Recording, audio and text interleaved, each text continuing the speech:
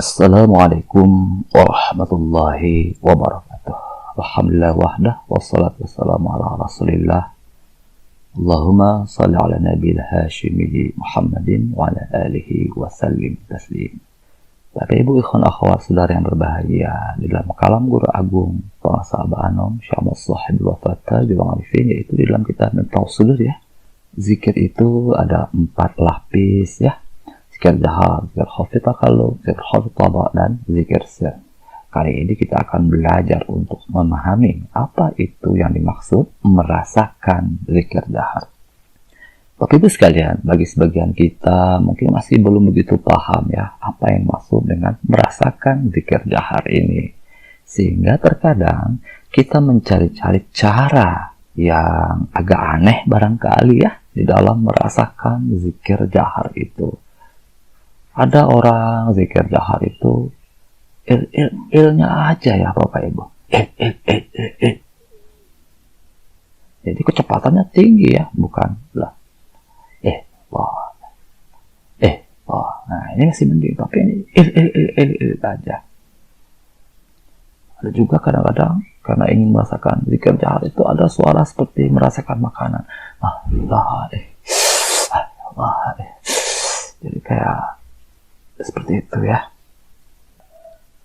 Ada juga kadang gerakan zikirnya yang aneh ya. Jadi tidak hanya kepalanya yang bergerak, tapi seluruh badannya dibuat seperti gerakannya aneh gitu. Bahkan kadang sampai menyentuh lantai. Nah ini karena ingin merasakan zikir jahar itu. Ada juga orang zikir jahar itu sampai menangis, katarsis, histeris kadang-kadang ya. Menari-nari ya kalau lagi zikir jahar sendirian itu. Maksud saya bukan menangis itu dilarang ya Bapak Ibu, tetapi saya ingin menegaskan apa sih yang dimaksud merasakan zikir jahar itu. Memang dalam proses pembersihan, menangis itu mungkin sesuatu yang harus ya, terlebih bagi kita yang masih menyimpan memori-memori sakit hati dalam batin kita yang terdalam. Ini sudah saya jelaskan ya di video saya sebelumnya, ledakan tangisan katarsis di dalam zikir jahar. Bapak Ibu sekalian, ya banyak yang aneh-aneh ketika orang sedang berusaha untuk merasakan zikir jahar itu. Jadi ditanya kadang, kenapa melakukan itu semua? Maka jawabannya itu karena saya ingin merasakan zikir jahar itu.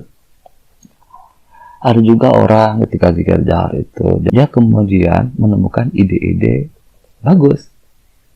Lalu dia mencatatnya, bahkan menulis. Nah, bahkan mungkin ada yang menerbitkannya juga ya. Dia menganggap kemunculan ide-ide yang bagus itu merupakan hasil dari merasakan zikir. Ma'rifat katanya. Loh, kok disebut ma'rifat? Karena ditemukannya ketika dia sedang zikir jahar. Ada juga orang zikir jahar langsung mengalami katarsis, langsung fana ya, sakar, mabok gitu ya, atau jazab. Kesadarannya langsung lenyap, masuk ke dunia lain, dunia gaib katanya ya.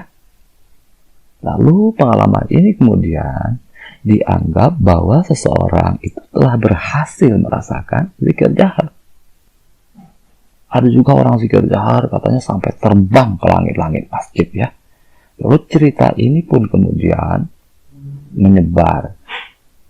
Lalu muncul anggapan bahwa pengalaman seperti itu merupakan hasil dari merasakan zikir jahar. Maka tidak heran, sebagian orang pun akhirnya kebingungan memahami apa yang dimaksud dengan merasakan zikir jahar. Sebagian orang lain karena merasa tidak pernah mendapatkan pengalaman-pengalaman zikir yang aneh-aneh itu ya, tidak pernah kesurupan, tidak pernah fana, tidak pernah menangis katarsis, tidak pernah masuk alam gaib dan lain sebagainya, kemudian menjadi minder, menjadi pesimis, menjadi merasa bahwa dia tidak pernah bisa merasakan zikir jahar. Jadi merasakan zikir jahar.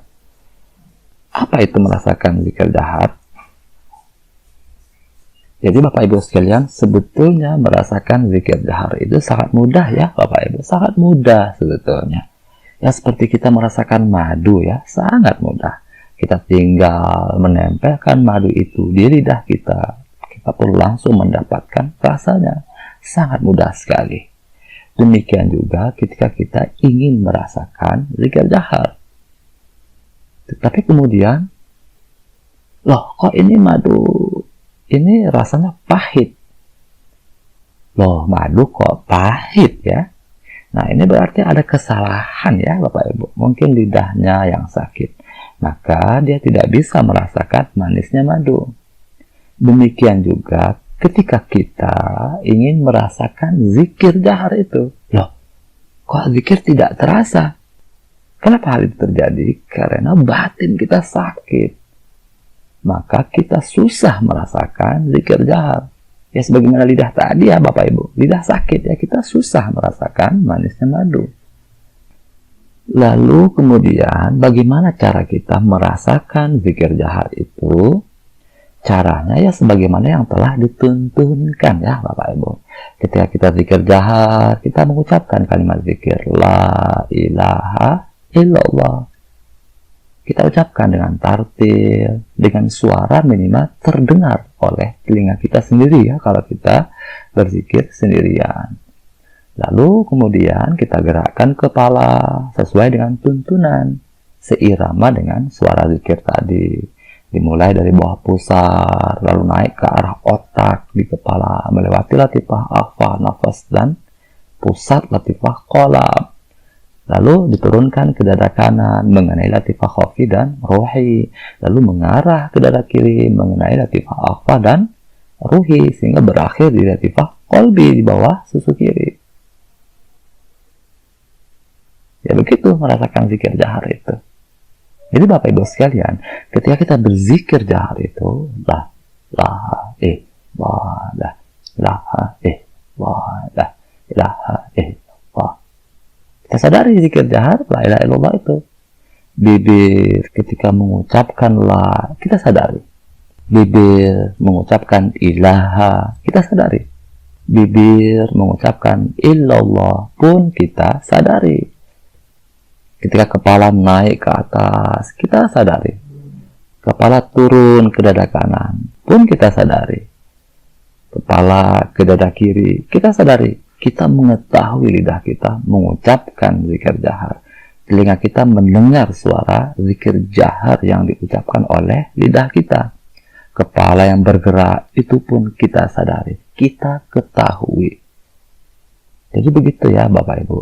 Selama kita ingat, selama kita tahu, kita sadar dengan zikir jahar itu artinya kita telah berhasil merasakan zikir jahar itu. Jadi begitu ya Bapak Ibu sekalian.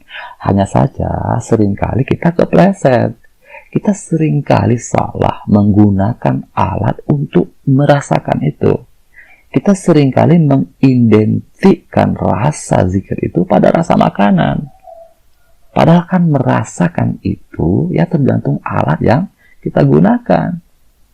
Merasakan makanan ya pakai lidah ya, rasanya ada manis, asin, pahit, gurih dan sebagainya. Merasakan suara bagaimana? Apa alatnya? Alatnya adalah telinga kita. Apa rasa suara di telinga? Rasanya ya ada suara yang keras, suara yang sedang dan sebagainya. Merasakan suara berarti mendengar. Kita mendengar dengan penuh perhatian. Kita mendengar dengan penuh kesadaran. Karena ada loh orang mendengar tapi tidak mendengar Bapak Ibu. Seperti kita mau Jumatan. Kan udah masuk masjid. Suara azan sangat keras berkumandang. Tapi ada loh sebagian kita yang tidak mendengarnya loh Bapak Ibu.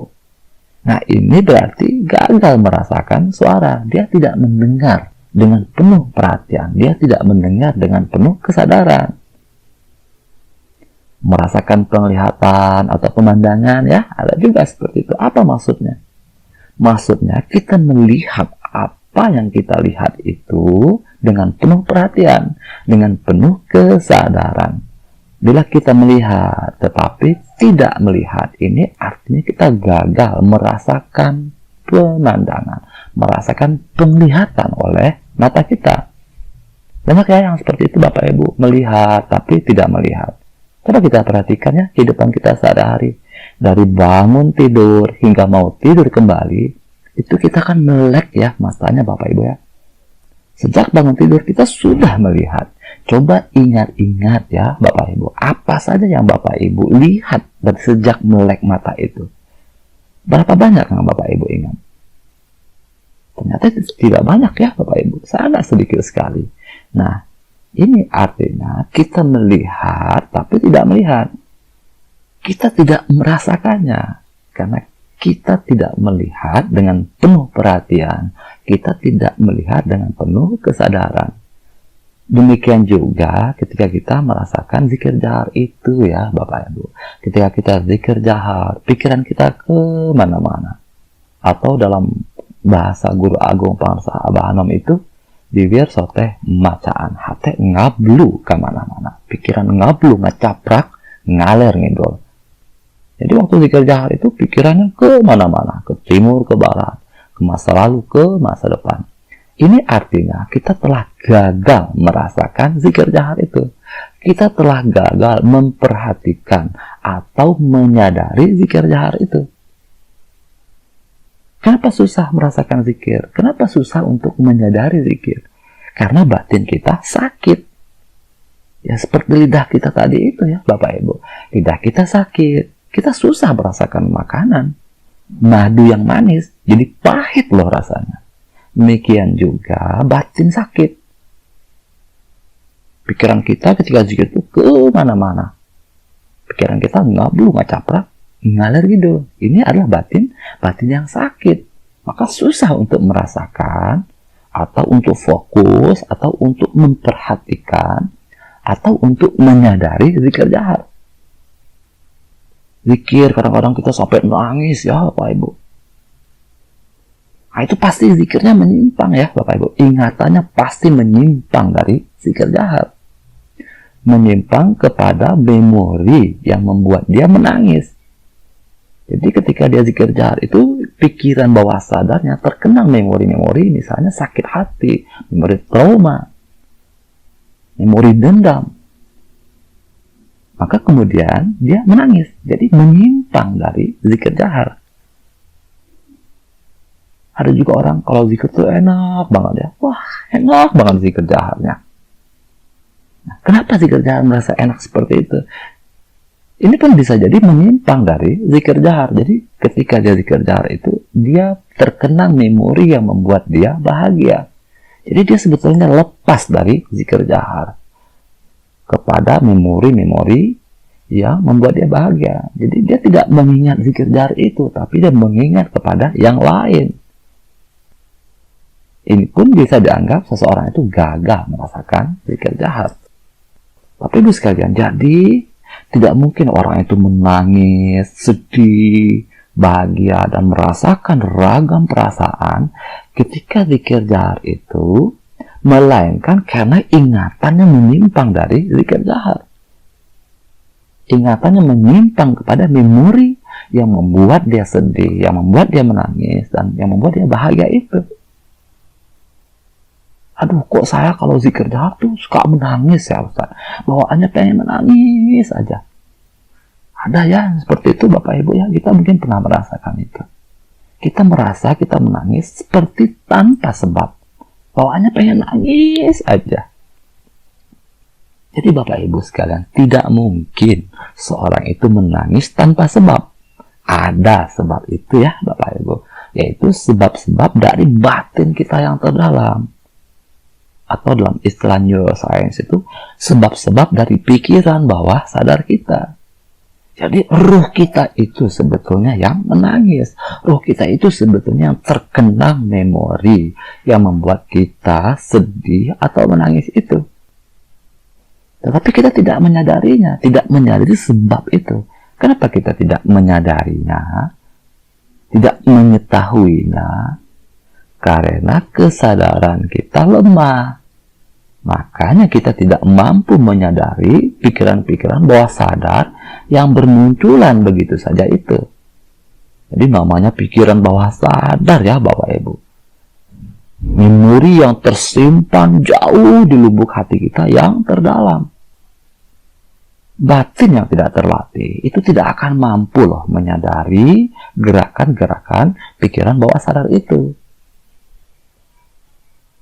Makanya kita tidak mengetahui kenapa kok saya tiba-tiba menangis, kenapa kok tiba-tiba air mata berkeluaran sendiri. Karena kesadaran kita lemah Bapak Ibu ya. Maka nanti ketika kita sudah rajin zikir, kita sudah mengembangkan kesadaran, terutama melalui duduk diam tawadhu yang lama ya di dalam zikir sir itu. Nah, ketika kesadaran kita besar, nanti baru kita bisa komentar ya. Ternyata ada begitu banyak pikiran-pikiran bawah sadar yang bermunculan begitu saja, sangat cepat, sangat aktif, sangat licik, bahkan sangat licin ya pikiran-pikiran bawah sadar itu. Nah, nanti kita akan ketahui pikiran-pikiran bawah sadar inilah yang membuat munculnya beragam perasaan-perasaan di batin kita ketika kita sedang zikir jahar itu. Kalau kita zikir nangis, bawaannya pengen nangis, itu biasanya memori yang muncul dari batin bawah sadar itu adalah memori-memori sakit hati ya Bapak Ibu. Memori kesombongan, memori kebencian, trauma, dendam, dan sebagainya. Nah, ketika zikir jahar, itu tiba-tiba pikiran kita menyimpang kepada memori-memori sakit hati itu. Maka kemudian ketika kita terus-menerus berzikir, kita pun akan merasakan ledakan talian katarsis. Jadi karena hati kita atau pikiran kita menyimpang kepada memori yang membuat kita bisa menangis. Nah itu, jadi bila Bapak Ibu tidak menyimpan memori sakit hati, memori trauma dan sebagainya, ya saya kira Anda tidak akan mengalami ledakan tangisan katarsis. Jadi tangisan katarsis itu hanya milik orang-orang yang angkuh, yang egonya terlalu besar, yang hatinya terlalu banyak menyimpan memori-memori sakit hati, memori kesombongan, benci, trauma, dendam, dan lain sebagainya. Kemudian ada juga orang yang berzikir itu hingga fana katanya ya, hingga lenyap kesadaran. Atau ada juga hingga naik ke langit-langit masjid katanya. Jadi naik dia ke langit-langit masjid ketika zikir jahar itu. Atau ada juga orang masuk ke alam gaib, keluar dari dimensi dunia. Nah pertanyaannya, loh kok bisa merasakan zikir jahar? Loh kok bisa seperti itu? Nah, ini ada kesalahan di sini ya, Bapak Ibu ya. Kenapa zikir jahar kok bisa fana? Zikir jahar itu biasa-biasa aja.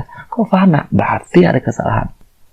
Ada sesuatu di batinnya yang membuat dia seperti itu. Nah, biasanya orang yang mengalami hal-hal seperti ini itu karena mereka pernah ngilmu di masa lalu. Dulu pernah belajar kesaktian, Bapak Ibu ya.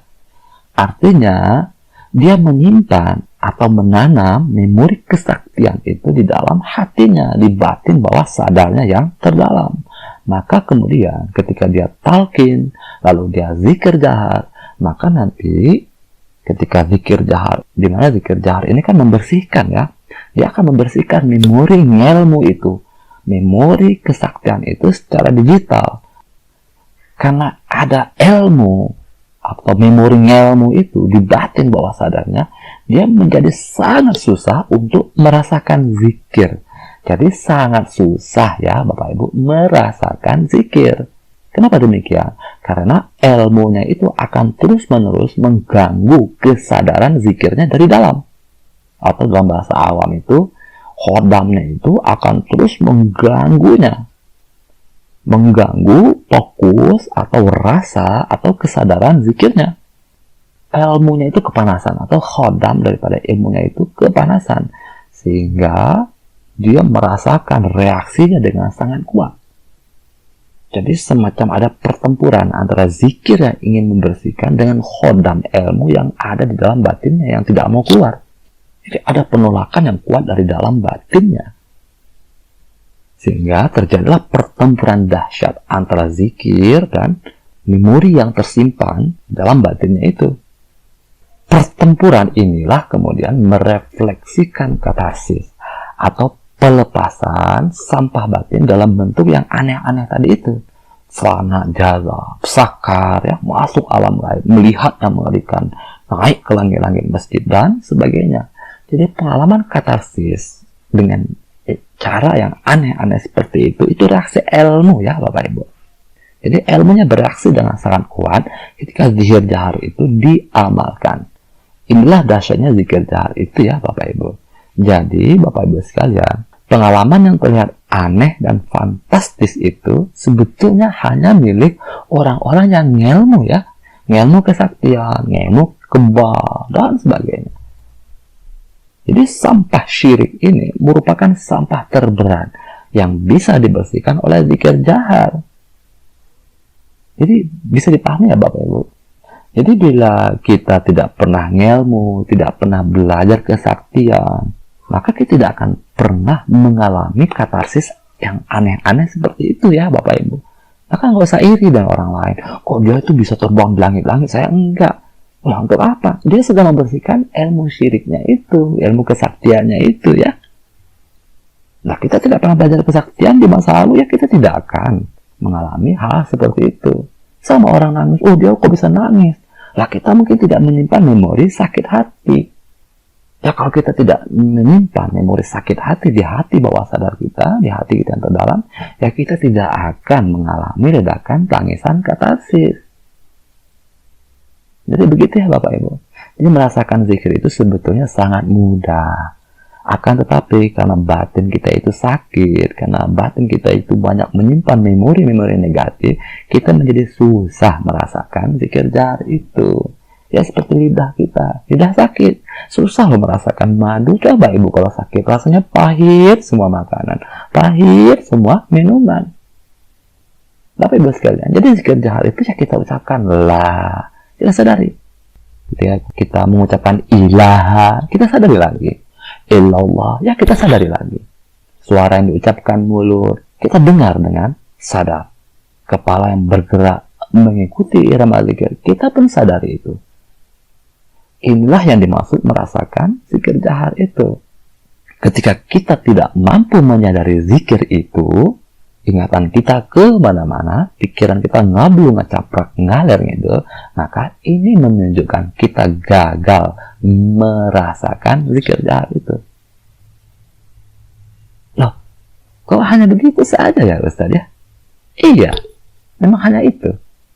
Jadi merasakan zikir jahar itu ya kita menyadari zikir jahar itu. Kenapa demikian? Karena yang hendak kita peroleh dari zikir itu adalah kesadaran setiap saat. Kita zikir bukan untuk kesaktian loh Bapak Ibu. Kita berzikir untuk mendapatkan akhlak yang mulia. Akhlak yang mulia itu kuncinya kita mampu menyadari. Kita mampu sadar. Kesadaran setiap saat. Dawamu huduril qalbi ma'allah. Jadi dengan zikir itu diharapkan kita memiliki kemampuan untuk menyadari apapun yang kita ucapkan, menyadari apapun yang kita lakukan, dan menyadari apapun yang kita pikirkan. Baik ketika kita di masjid, ketika kita di pasar, di kantor, ketika kita di kamar mandi, di rumah, dan dimanapun. Kesadaran setiap saat yang ingin kita bangun itu Bapak Ibu. Bila kita mampu menyadari kekinian kita ini, maka batin kita itu sungguh-sungguh batin yang berkualitas. Jadi dengan hudur itu, kehidupan kita menjadi lebih dekat dengan kekinian kita ya Bapak Ibu. Waktunya sholat, ya kita sholat. Waktunya rapat, kita rapat. Waktunya tidur, ya kita tidur. Waktunya bersama keluarga, kita bersama keluarga. Waktunya bangun malam, kita bangun malam. Waktunya belajar, kita belajar. Mau menulis karya ilmiah, waktu duduk menulis karya ilmiah, itulah ide-ide baru bermunculan. Jadi, ide-ide yang bagus itu tidak munculnya ketika sedang zikir jahar ya Bapak Ibu. Ada juga orang kadang kalau mau nyari inspirasi, mau nyari ide-ide yang bagus di kamar mandi katanya. Wah, ini kesalahan ya Bapak Ibu. Bukan pada tempatnya. Di kamar mandi pikiran menyimpang ke tesis, ke disertasi, ke karya ilmiah. Ini kan sama, sudah di rumah bersama anak dan istri, tapi pikiran masih di kantor. Jadi tidak pada tempatnya. Jadi ketika kita nulis, itulah baru ide-ide itu pada bermunculan. Ini yang benar. Inilah hikmah dari hudur. Hati yang hudur. Inilah rahasia besar dari kesadaran batin yang besar. Kesadaran setiap saat itu ya Bapak Ibu. Dengan kemampuan kita menyadari kekinian ini, maka batin kita menjadi batin yang benar-benar berkualitas. Batin kita menjadi benar-benar cerdas spiritual. Baik, itu saja yang dapat kita pelajari pada kesempatan kali ini. Semoga ada hikmahnya. Allahumma salli ala nabil hashimi Muhammadin wa ala alihi wa sallim tasliman. Allahumma salli wa sallim wa barik alaihi. Wassalamualaikum warahmatullahi wabarakatuh.